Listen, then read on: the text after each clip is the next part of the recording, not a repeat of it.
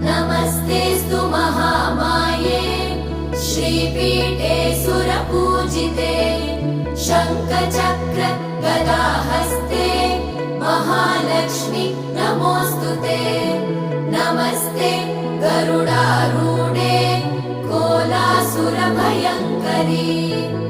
सर्वपाप हरे देवी महालक्ष्मी नमोऽस्तुते।